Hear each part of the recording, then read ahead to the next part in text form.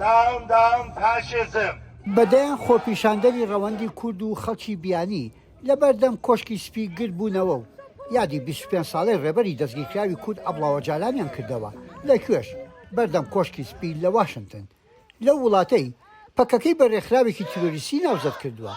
خۆپیشاندەران باز لەو سەرکردە کوردە دەکەن کە 25 ساڵە لە دوورگەیەکی تورکیا ئیمرالی لە زیندانی تاکە کەسیدایە کەچی هێشتا وێنەکانی و بیرروباوەڕەکانی وەک دەڵێن لە دڵی ملیۆنان کوردایە.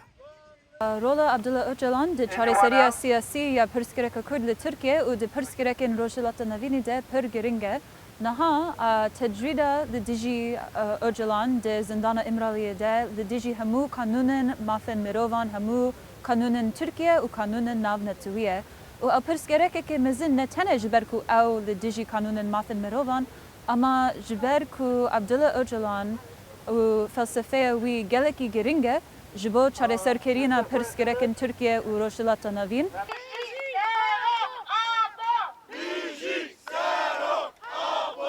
And we're here today to demand داوای ئازادبوونی عەبدوڵڵا ئۆجەڵان دەکەم سەرکردەی شۆڕشەکەمان کە لە ساڵی 1999 لە زیندانی تورکیادایە و 25 ساڵە لە زیندانی تاکەکەسی و لە ژێر ئەشکەنجەدایە. بۆ گەلەکەمان ئێمە ئەو ڕۆژە بە ڕۆژی ڕەش ناو دەبین. ڕەوەندی کوردی لە زۆر جێی دنیا هاوتای ئەم گربوونەوەی واشنگتن ناڕزایەتیان دەربڕێت. لە تورکیاش هەندێک لە شارە کوردیەکان خۆپیشاندانیان کرد. هەمووی لە پێناو ئەو مژارەدا بوو کە سەرکردەکەیان 25 ساڵ لەمەوبەر لەگەلە کۆمەکیەکی چەند وڵاتێکدا ئۆجالانیان دەستگیر کرد و ڕادەستی تورکیا کرایەوە. لەو دەمەوە هێشتا لە زینداندا ماوە، بەڵام وەک زۆرێک لە شارەزان ئاماژەی بۆکەن لە زیندانیشەوە کاریگەری سیاسی ئەو سەرکردە کووردە نادیدە ناکرێت. ئۆجەڵان داوای ئاشتی کردووە بۆ خەڵکی کورد و تورک کە ئەو پرسەدەیان ساڵەی نێوان کورد و تورکیا بە ئاشتیانە چارەسەر بکرێت کە دەیان ساڵە بێچارەسەر ماوەتەوە. ئۆجەڵان نەک تەنها سۆمبۆلێکە بۆ ئاشتی بەڵکو بۆ ئازادی مرۆڤیش لەسەر تاسەری دنیا.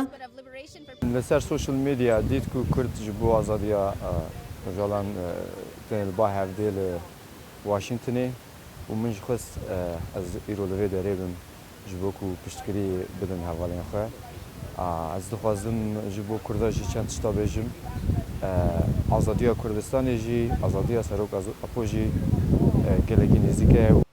واشنگتن هاوتای تورکیا و هەندێک وڵاتانی ئەوروپی پەکەکەیان لە لیستی تیرۆردا داناوە، بەڵام وەک ڕای زۆرێک لە ئامادەبووان و ڕای زۆرێک لە جاریەی کوردیش دانانی پەکەکە وەک ڕێکخراوێکی ترۆریستی بەنەشیاوە بینن. پێشیان وایە هێشتا کلیلی چارەسەکردنی دۆزی کورد لە ئیمرالیە و کاتی ئەوەش هاتووە پەکەکە لەو لیستەدا دەربکرێت.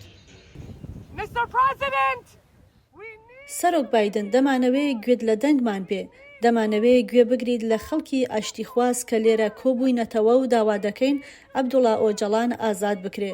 ئەو هیچ داخوازیەکی نەبووە جگە لە داوای ئاشتی و پێکەوە ژیان، ئاشتی و سەقامگیری بۆ تەواوی خەڵک دەویست نەک تەنها بۆ کورد.